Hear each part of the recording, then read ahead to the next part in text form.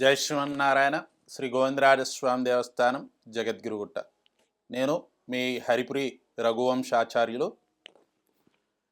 హరి ఆం గురుమగమనదిత్యప్రాహ వేదం నక్షేష్యాం నరపతి పరక్లుప్తం శులకమాదత్కామ్యహాం శ్రుశురమరవింద్యం రంగనాథస్య సాక్ష్యాస్ ద్విజకులతిలకాంతం విష్ణుచిత్తం నమామి.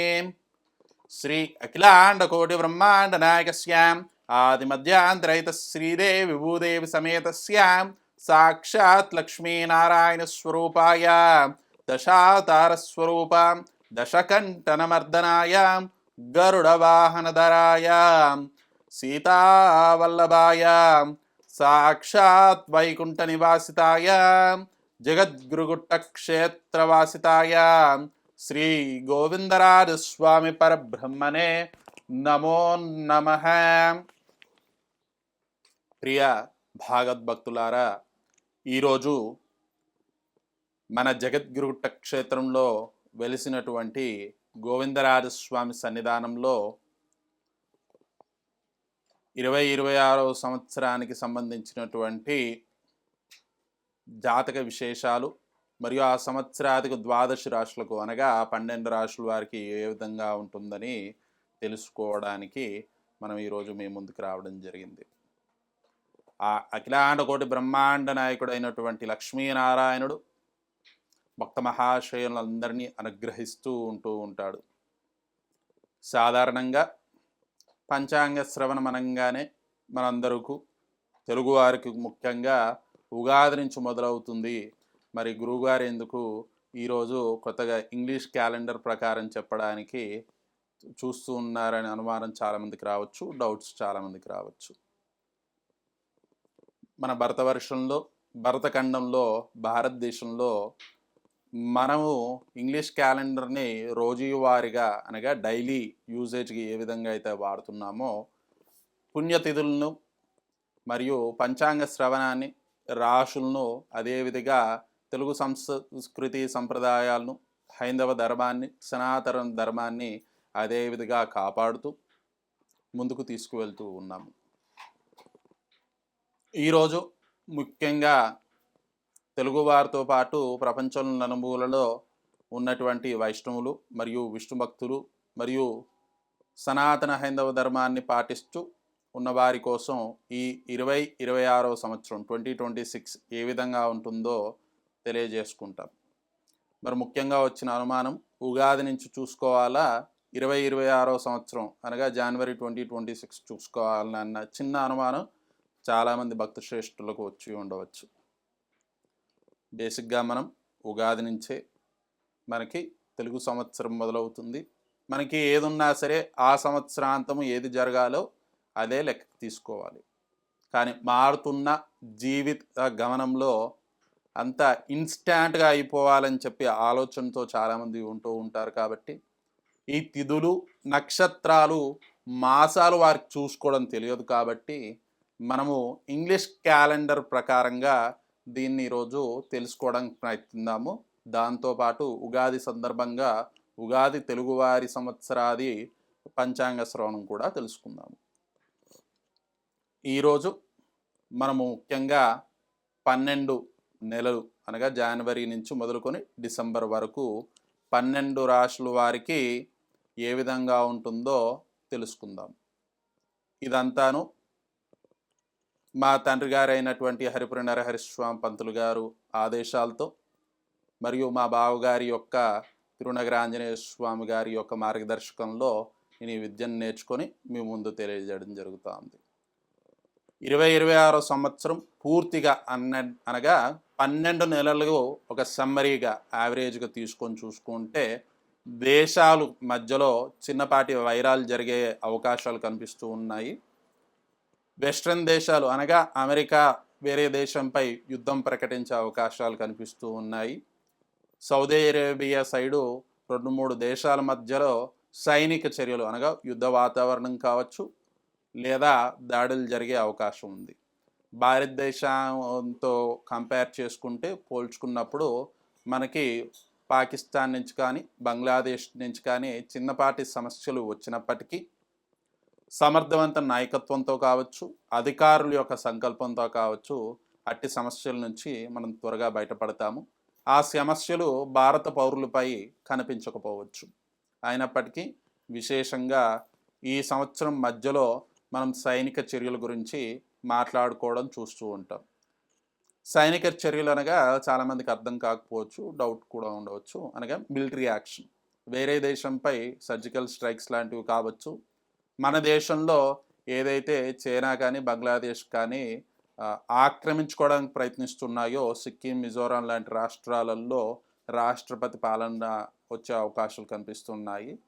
కొన్ని రాష్ట్రాలలో అనగా ముఖ్యంగా వెస్ట్ బెంగాల్ మరియు ఇటు కేరళ, కర్ణాటక లాంటి రాష్ట్రాలలో ప్రభుత్వ మార్పులు అనగా ఉన్న ప్రభుత్వంలో అధికారుల మార్పులు కావచ్చు, అంటే ముఖ్యమంత్రి, ఉప ముఖ్యమంత్రి, గవర్నర్ లాంటి పెద్ద పెద్ద పదవుల్లో ఎవరైతే ఉన్నారో వారు మారే అవకాశం ఎక్కువగా కనిపిస్తూ ఉంది. కొన్ని రాష్ట్రాలలో కొత్త ప్రభుత్వాలు ఏర్పడే అవకాశాలు కనిపిస్తూ ఉన్నాయి. ఇక రాజకీయ నాయకుల విషయానికి వస్తే నూతన రాజకీయాల్లో ఒరవడి భారతదేశంలో చూడడం జరుగుతూ ఉంది. యువత చాలామంది రాజకీయాలకు రావడానికి ప్రయత్నం చేస్తూ ఉంటారు. రాజకీయ సన్యాసులు పెరగడం జరుగుతూ ఉంది. అనగా ఇప్పటివరకు అనేక పదవులను, మినిస్టర్లు కావచ్చు, చైర్మన్లు కావచ్చు, ఇంకేదైనా కావచ్చు, అటువంటి వారికి రాజకీయ సన్యాసంగా పదవికి చాలా దూరంగా చూడవలసి వచ్చే అవకాశం కనిపిస్తూ ఉంటుంది.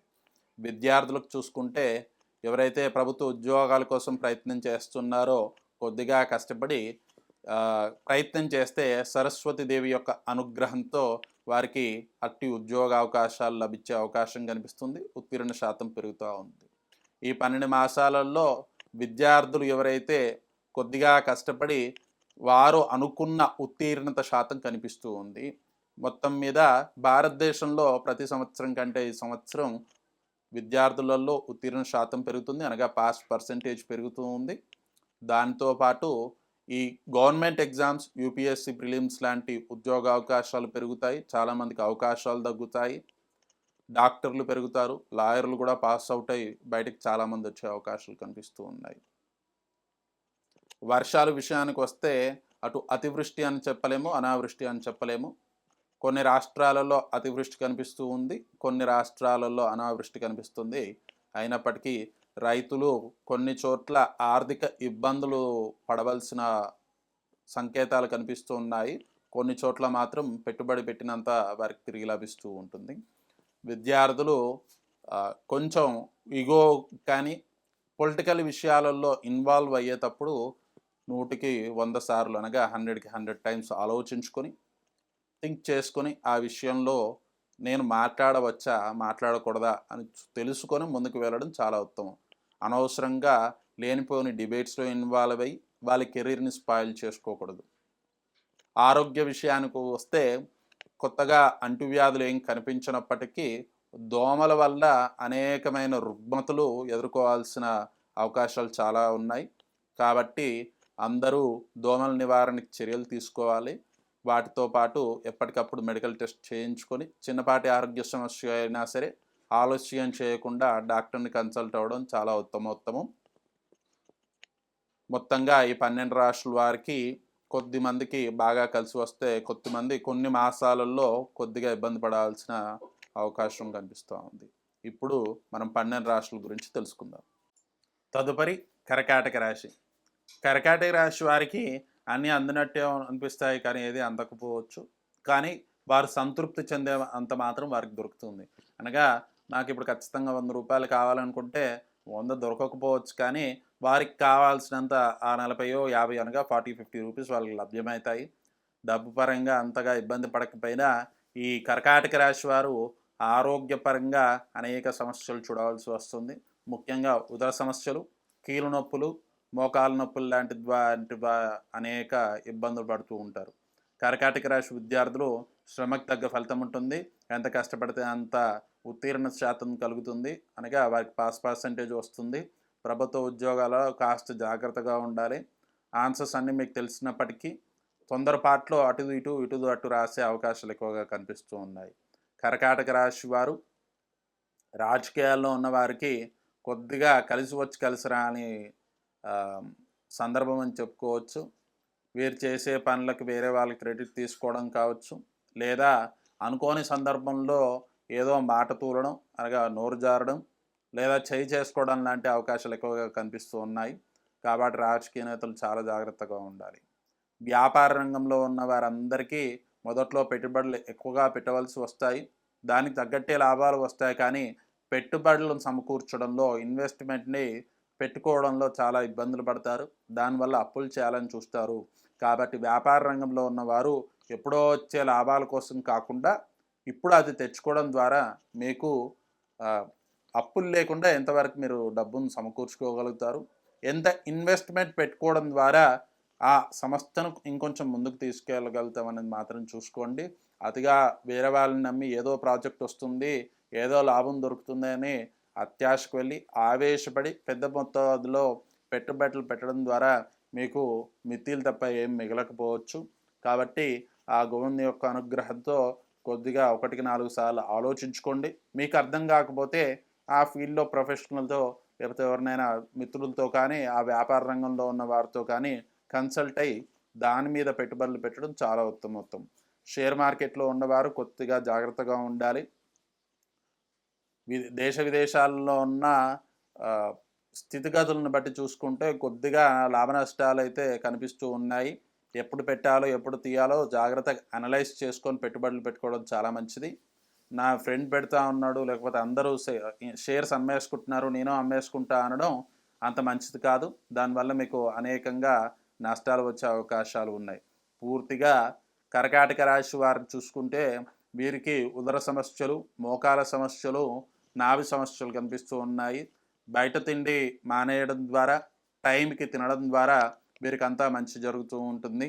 ఈ రాశివారు బుధవారం రోజు విష్ణు దేవాలయాల్లో ఉన్నటువంటి గరస్మంతుని ఆరాధన చేసుకోవడం లేదా ఆంజనేయ స్వామి దర్శించుకోవడం ద్వారా వారికి చాలా మంచి జరుగుతూ ఉంది. మంగళవారం రోజు ఆంజనేయ స్వామి దేవాలయానికి వెళ్ళి 11 కానీ 21 తమలపాకులు స్వామి ఆంజనేయునికి సమర్పించడం ద్వారా ఆ హనుమాన్ యొక్క కృపా కటాక్షాలు మీపై ఉంటాయి. ఏ కార్యక్రమం చేయాలనుకున్నా ఆ కార్యక్రమం చేసే ముందు ఓం నమో భగవతే వాసుదేవాయ నమః అని 21 సార్లు నామం జపించుకోండి, లేదా ఓం నమో నారాయణాయ నమః అని 21 సార్లు జపం చేసుకోండి. అంతా శుభం జరుగుతుంది.